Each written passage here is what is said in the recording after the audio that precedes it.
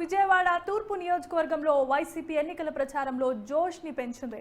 నియోజకవర్గంలో 8వ డివిజన్లో ఎన్నికల ప్రచారం అట్టహాసంగా సాగింది.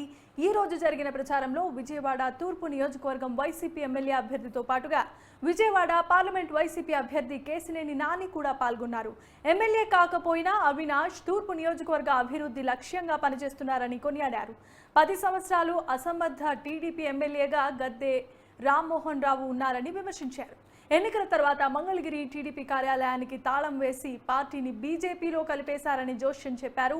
బీజేపీ నుండి ఏమి హామీ పొందారో చంద్రబాబు ప్రజలకు చెప్పాలన్నారు. ప్రజలందరూ విజ్ఞతగా ఆలోచించి ఓటు వేయాలన్నారు. టీడీపీ కంచుకోటలో కూడా వైసీపీకి మద్దతు వస్తుందన్నారు అవినాష్.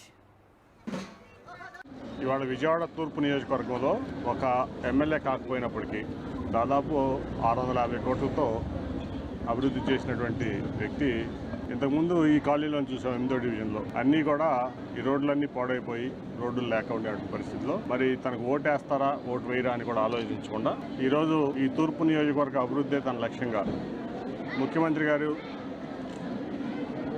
తనకిచ్చినటువంటి అవకాశాన్ని వినియోగించుకుని దాదాపు 650 కోట్లతో ఈ కాలనీలో రోడ్లన్నీ కానీ ట్రైన్లన్నీ కానీ ప్రతి చోట ఎక్కడైతే కొండ ప్రాంతం ఉందో, ఎక్కడైతే కృష్ణలంక ప్రాంతం ఉందో, రాణిగా తోట ప్రాంతం ఉందో, అంటే కాలనీ ప్రాంతాలు ఉన్నాయో 3 ప్రాంతాలని కూడా సమంగా ఇవాళ అభివృద్ధి చేసి ఇవాళ ఈస్ట్ నియోజకవర్గం అంటే ఒక చక్కటి రూపురేఖలు తీసుకొచ్చినటువంటి వ్యక్తి మన అవినాష్.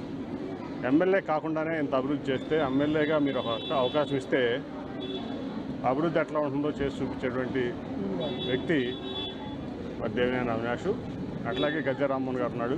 వైఎస్ఆర్ కాంగ్రెస్ పార్టీ అభ్యర్థి పెద్దలు కేశినేని శ్రీనివాస్ నాని గారితో కలిసి ఈ రోజు ఎన్నికల ప్రచార కార్యక్రమంలో పాల్గొనడం జరిగింది. చాలా సంతోషంగా, ఎందుకంటే ఈ రోజు గాయత్రి నగర్ ప్రాంతంలో ఏ ప్రాంతంలో అయితే తెలుగుదేశం పార్టీకి ఓట్లు పడతాయని చెప్పని భావించే తెలుగుదేశం పార్టీ ఉందో ఈ రోజు అందుకు భిన్నంగా మేము తిరిగిన ప్రాంతంలో అపార్ట్మెంట్ నుంచి కానివ్వండి, ఇళ్లలో నుంచి కానివ్వండి బయటకు వచ్చి ఈరోజు మాకు స్వాగతం పలుకుతూ పైన అపార్ట్మెంట్ లో నుంచి అయినా మాకు అభివాదం చేస్తూ చెయ్యూపుతూ మమ్మల్ని దీవించి ఆశీర్వదించారంటే దానికి కారణం మేము చేసిన అభివృద్ధి కార్యక్రమాలు.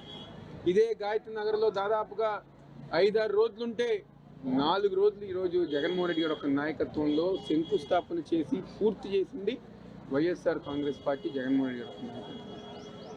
ఈరోజు మేము ఎక్కడగారా మాకు ఓటు వేస్తారనో ఓటు వేయరని మేము ఎక్కడగారు చూడలేదు.